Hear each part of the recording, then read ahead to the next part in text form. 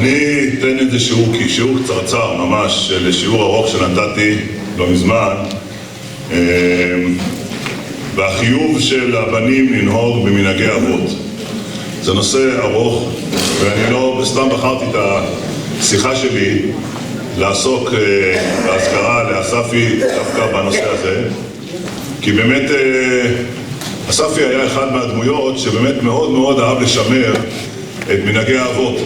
תמיד הוא הזכיר, ככה אבא נוהג, ככה אבא נוהג. עד היום יש לנו ככה מדי פעם במשפחה ויכוח מה אבא שלנו היה נוהג.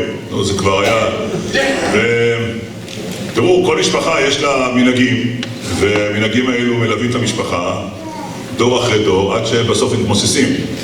אז המנהגים האלו קשורים לכל מיני דברים. כמובן הם קשורים בעיקר לאירועים, אבל הם קשורים לכל מיני דברים, אפילו דברים פשוטים, כל מיני עוגות שאנשים היו אוכלים דווקא במקום הזה, וכל מיני מאכלים שאוכלים שהסבתא הכינה דווקא בסעודה הזאת. אבל יש מנהגים שהם גם מנהגים הלכתיים, שהשאלה היא האם אבותינו שנהגו מנהג, האם אנחנו מחויבים לנהוג במנהג הזה. אז תראו, אני יכול להגיד על עצמי, אם אני הייתי מקבל על עצמי את כל מנהגי אבא ז"ל, אז הייתי נמצא בבעיה, כי אבא היה לו כל מיני מנהגים, מנהגים של צומות בימים מסוימים, ופיוטים, לומר פיוטים בדברים מסוימים, ואמירות כאלו ואמירות כאלו, וסדרים מסוימים, שהשאלה היא באמת, האם מבחינה הלכתית אנחנו חייבים לנהוג את כל אותם מנהגים. אז כמו שאמרתי, זה נושא ארוך, מי שירצה יכול לשלוח לו מקורות וכל הדברים, אבל אני ככה אתמצת את הדברים במה שנקרא בקציר העומר. אז ככה, המקור לכך שיש בעצם חיוב לבנים לקיים את מנהגי האבות, אז זה נמצא בגמרא במסכת פסחים, ויש גם גמרא בירושלמי גם בפסחים שמביאה את הסיפור הזה קצת שונה. אז הגמרא מספרת שם על בני בישן, נהוג דלואה ואז למצור לצידון במעלה שבתא, הם היו נוהגים לא ללכת מצור לצידון בערב שבת. ולמה? כדי שיספיקו להתעסק בצורכי שבת. אז הבנים שלהם באו לפני רבי יוחנן, אמרו לו, האבותינו היה אפשר להם, הם היו עשירים, היו יכולים יום אחד לא ללכת לשוק, אבל אנחנו לא יכולים. אז אמר להם רבי יוחנן, כבר קיבלו אבותיכם, וכתוב, שמע בני מוסר אביך ואל תיטוש תורת אמך. אז לכאורה מנהג שהיו נוהגים האבות כדי להתעסק בצורכי הציבור, לא ללכת ביום שישי מצור לצידון, אז כדי שיהיה להם זמן להתעסק בצורכי שבת. אז אומר להם רבי יוחנן, כן, האבא שלכם ככה נהג, גם אתם חייבים ככה לנהוג. והגמרא מביאה בירושלמי את הסיפור הזה בצורה קצת שונה, אבל כן. והנה, אז לכאורה יש לנו פה מנהג, זה סך הכל מנהג שיאפשר לאנשים להתעסק בצורכי השבת, להכין את צורכי השבת בנחת. והנה רבי יוחנן אמר, זה חובה לנהוג, אז אולי כל מנהג ככה.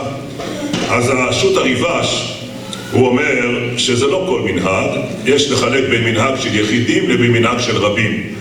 אם זה מנהג של רבים, אז חייבים לקבל אותו, אם זה מנהג של יחידים, לא חייבים לקבל אותו. אז למשל, תן דוגמה, קטניות בפסח, או למשל מנושא של שרויה.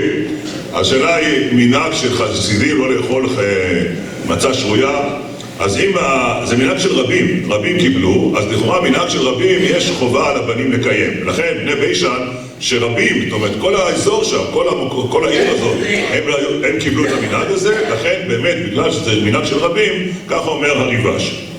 מי שעוסק בשאלה הזאת באריכות, זה בשו"ת חוות יאיר, רבי יאיר בכרך, שהוא שואל את השאלה, נקרא רק את השאלה, נשאלתי בעל תורה וירא אלוהים, אם מחויב גם כן לנהוג בפרישות ותעניות שני וחמישי שנהג אביו בנדר כל ימיו. ובפרט שאביו היה נוהג להתענות, אוכלי צדקה וכו'. אז הוא שואל, האם גם הבן חייב לנהוג את אותם דברים? אז הוא אומר שם, החוות יאיר אומר ככה, שאם היה מוטל עלינו כל מנהגי אבותינו, איך מצאנו ידינו ורגלינו בכל דור ודור, בכל עת ובכל שעה, שיש מקום חסידים מופלגים בדיני חסידות, והבנים לא נוהגים בזה. ובעצם אם הבנים היו מחויבים מבחינה הלכתית לנהוג את כל הפרישויות וכל החסידויות של האבא, אז לא היינו יכולים למצוא את ידינו ורגלינו, ככה בעצם הוא אומר. אז אם ככה, הדיון הזה הוא בעצם מחלק בין מנהגים של רבים לבין מנהגים של יחיד. אבל גם מנהגים של יחיד זה לא כל כך פשוט. יש מנהגים של יחיד שהאבא נהג אותם והבן המשיך לנהוג אותם, אבל הבן בשלב מסוים אומר, רגע, זהו, אני לא רוצה להמשיך לנהוג. למשל, כדי דוגמה, למשל, גידול זקן. יש אבא שיש עדות מסוימות, מנהגים מסוימים שכמובן מגידים זקן, או פאות. בוא ניקח דוגמה של פאות.